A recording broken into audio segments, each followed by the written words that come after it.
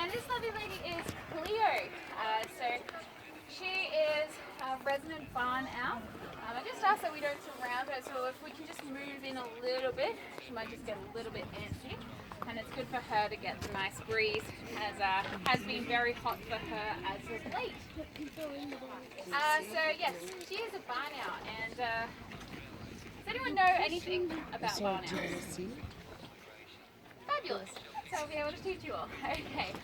So barn owls are actually the most common owl species. So they are found on every single continent except for Antarctica. A little bit too cold there for them and not enough food. So Cleo here has been born and bred in captivity by the Northwest Raptors program. So they breed birds for educational release, all those kinds of purposes there.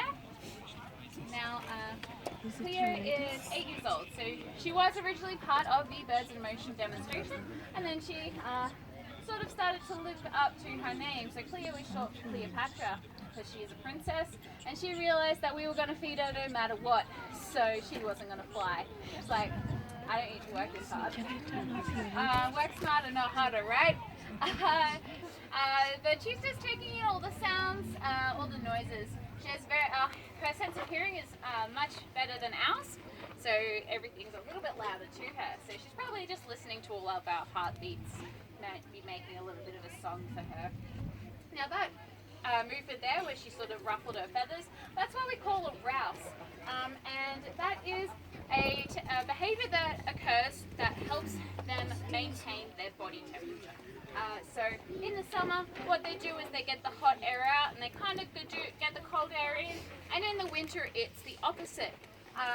So she's probably just getting a little bit of the heat out, and we never touch Cleo with our hands. Obviously, I have the glove to grab so she could stand. But if we were to touch her, it's essentially like us. Thank you. Like us stabbing her down jacket. So it's not very nice. Or just like constantly unzipping it, especially in the winter. She's like, I'm warm, and you're like, no, you're not. So we just let her do her thing. So Cleo, she is, her coloration is purely for camouflage.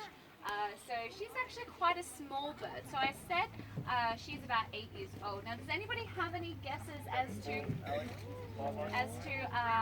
how old they live to in the wild? 4 years old? 4? 22. You're all wrong, but 4 was the closest. So barn owls are really small for an owl. So she will only live, barn owls in the wild only live to 1 to 2 years. In captivity, they can live up to about 20. I think the longest on record was one in Holland who lived to be about 18 years old or 7 months or something like that.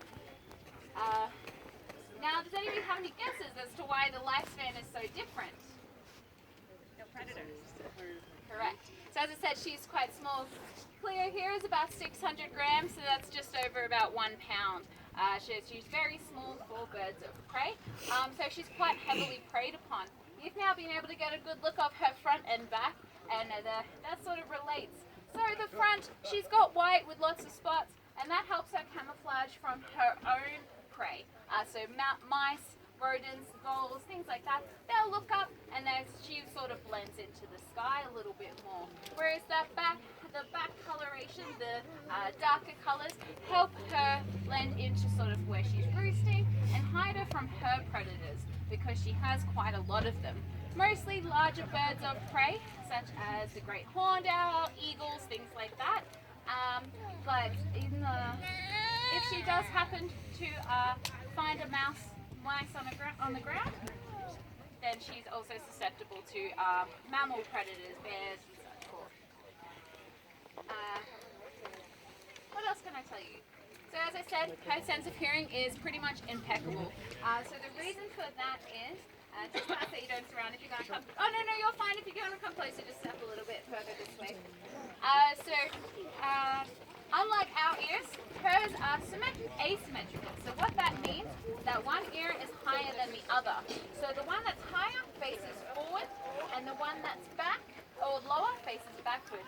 So that gives her 360 said, she's probably listening to all our heartbeats. But it said if she was to be roosting on the top of that tree there, she'd be likely to be able to hear the heartbeat of a mouse on the ground. So it's absolutely impeccable. What helps her out with that is the shape of her face. It kind of looks like a little bit of a love heart, and those feathers help filter the sound. So they kind of act as her external ear, just like this does for us, and then it filters through to the ear holes and the ear slits underneath all those feathers there. Her eyesight is as well pretty incredible.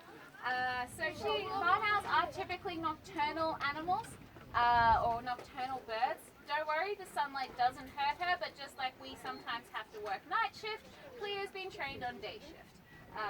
So she does still get quite active around 10, 11, just after the sunset. She tends to screech, because barn owls don't hoot like regular owls. And some people will go up to her and go, whoo, whoo, and she just, what are you doing? She screeches, sometimes you forget she's out and about, and she just sounds like somebody's been hurt. But, so yeah, eyesight, typically nocturnal, but her eyes don't move.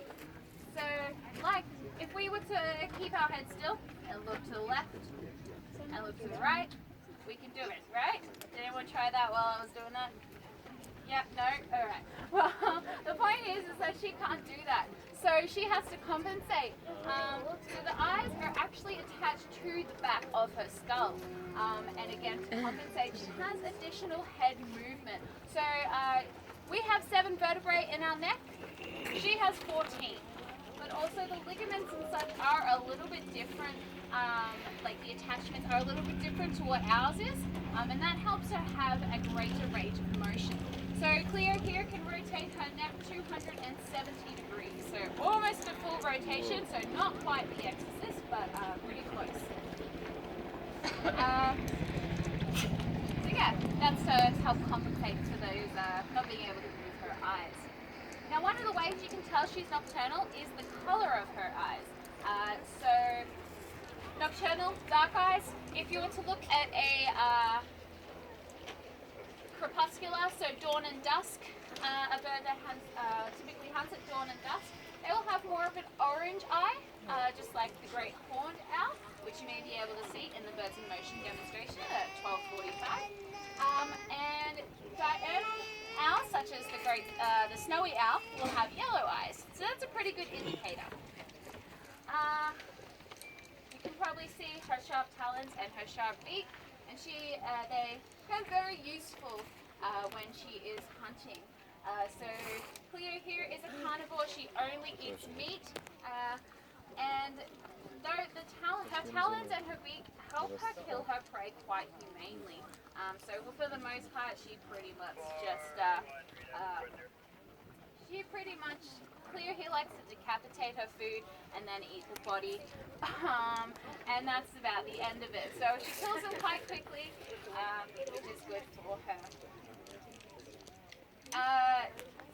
Eats them bones and all, but she can't digest bones. So she may do it sometimes. 10:45 tends to be her pellet time. So a pellet is essentially all of the bones that she's digested covered in a couple of layers of mucus, and she'll spit them up. So if she kind of looks like she's about to spit a fur ball, just like a cat, and she's all hunched over and she's opening her beak, that is her just getting a pellet ready to come out. What else can I tell you about Cleo? So as I said, it's found on every continent except for Antarctica. They prefer grasslands, old agricultural areas, rural towns, and things like that.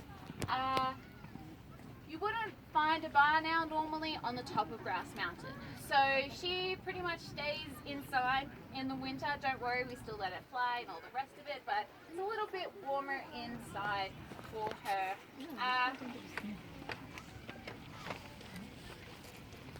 They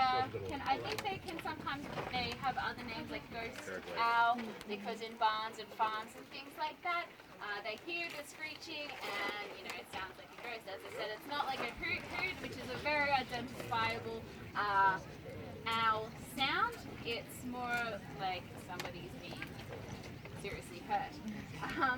So